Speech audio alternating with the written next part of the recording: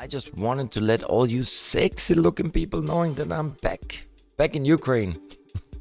I don't think I've ever been so happy being back. But the reason why I'm happy being back in Ukraine is not really particular because of Ukraine. It's because you and I now, we can keep doing some streams. So I just wanted to make this video here to announce we're going to continue the streams. Maybe tonight, maybe tomorrow. So watch out. But I also wanted to make this video just to give you a quick update of where, just some thoughts. So let's get started. Now, I have not been streaming or making videos for basically the past 3 weeks, but it seems like we haven't missed out on a lot. So let's look at Bitcoin, right? And we are trading at Bitcoin. So now, basically we're looking here at the weekly chart, and please don't be confused by the purple lines. In case you're new to this channel, you do not know, but I'm a big believer in the purple lines, and I predicted that we're going to see these prices all the way back to last year. So we can see here, if we count in here the last 3 weeks, is pretty much when our last stream was, when we were around 20,000. Now 3 weeks, 2 weeks later, we are still bouncing around the 20,000. And just as, let's go in and look at the daily, just as the 30,000, we also look at this here, bam, look at the 30,000, because 30,000 really managed to build a sideways level that will then in the future act as resistance or support or resistance, right? I think we're pretty much seeing the same here with 20,000. So for the future, right, we're gonna know that if we go below the 20, then probably we will go further down to 12. In tonight's live stream or tomorrow's live stream, I will make another purple line. I think I've actually done that before, but we're gonna make a purple line down to 8,000, 8,000. I think we could even go that much down below. But so we're seeing here with 20,000 going sideways, it is going to probably establish just a much of, maybe not as long. I don't think we're gonna be going that many days sideways, but you never know. But obviously 20,000, 30,000, psychologically important levels. Now let's also have a quick look at Ethereum. And with Ethereum, obviously it's different. We are currently trading at around 1,112.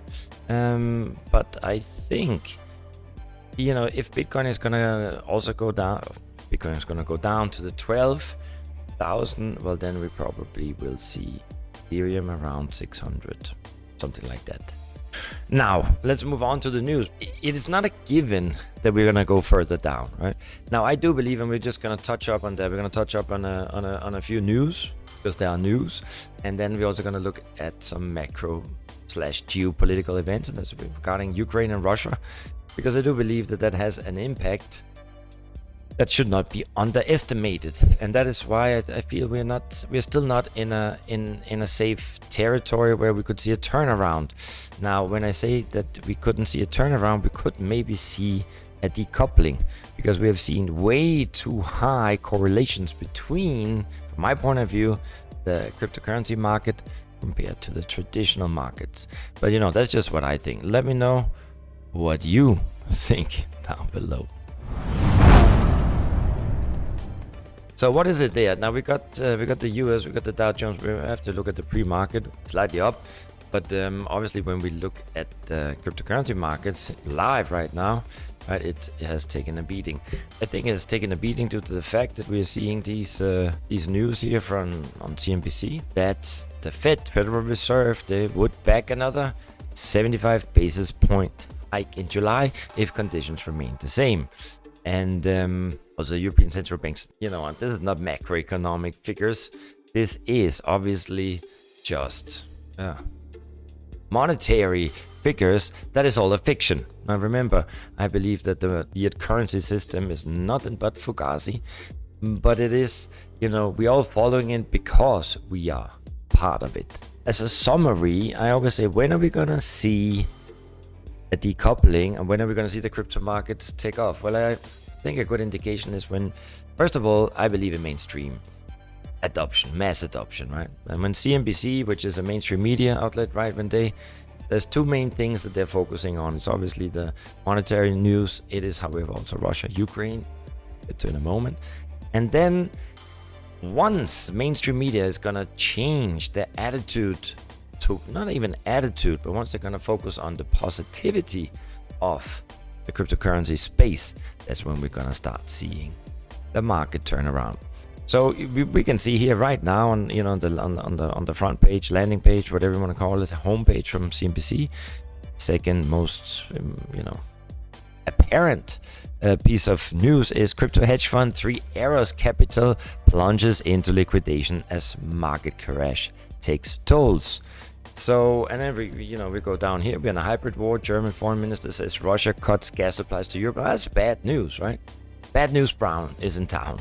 And then the next piece of news, Bitcoin briefly drops below 20,000 again as pressure continues to mount on crypto market. So all in all, and remember people, they just go in and they slide over the headlines. And when you go through the headlines, well, then it doesn't look so good, right? Doesn't look so good.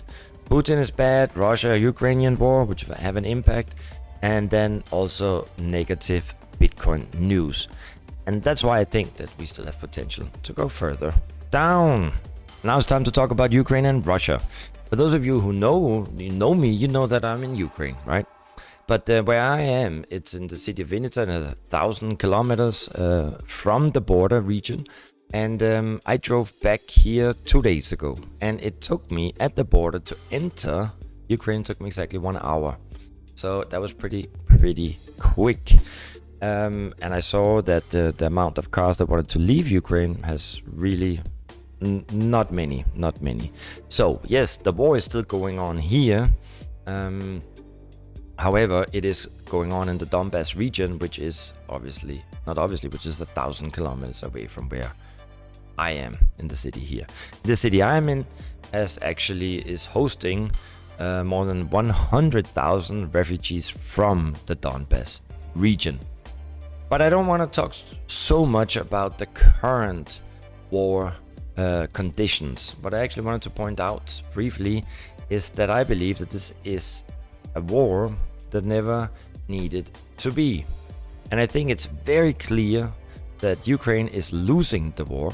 Now, they may have, heart like a lion, but let's say Russia is most likely military might that they will not be able to cope with for much longer.